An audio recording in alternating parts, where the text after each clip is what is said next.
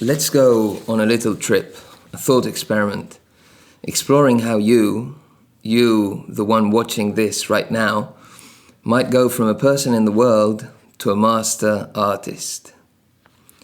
You go through life seeing. Your eyes take in the world effortlessly, like breathing, automatic, constant, unexamined.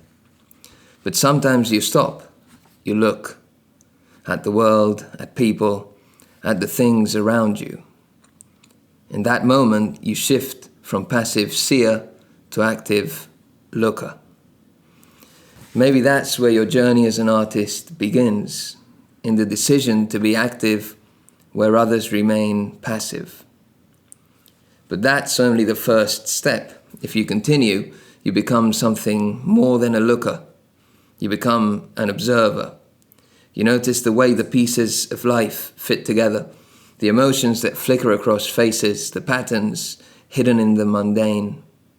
You start to understand that details make the difference, that the ordinary holds the most beauty, if you're paying attention. At this point, you've already undergone two transformations. First, from passive seer to active looker, and second, from looker to observer. Someone who appreciates the subtle details that others overlook. Still, observation is a conscious effort. It's like deliberate practice, as K. Anders Ericsson describes it, an active sharpening of your awareness, a bit like Sherlock Holmes noticing details no one else sees. But there's a step beyond that, a place where true mastery begins. This is where you become a witness. Like Picasso, who mastered technique only to step back and paint like a child again, you move beyond observation into something deeper.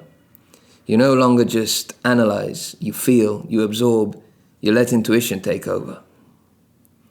This is where the magic happens, where, as Stephen Pressfield says, the muse arrives. It's where flow becomes your natural state.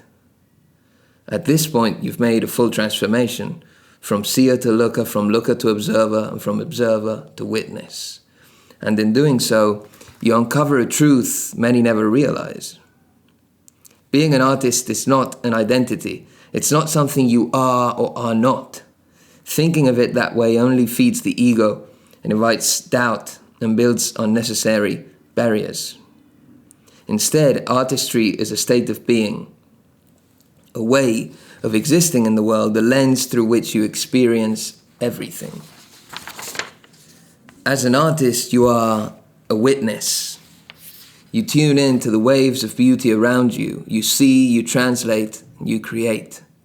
And yet, no matter how skilled you become, the original perception, the pure essence of what you witness can never be fully captured. But rather than letting this frustrate you, you embrace it. You understand that imperfection is part of the game of creation. And when you do that, when you let go of the need for perfect translation, you step into the cycle of true artistic freedom. That, perhaps, is the real journey of an artist, not striving for perfection, but surrendering to the flow, witnessing, creating, and allowing the process to unfold.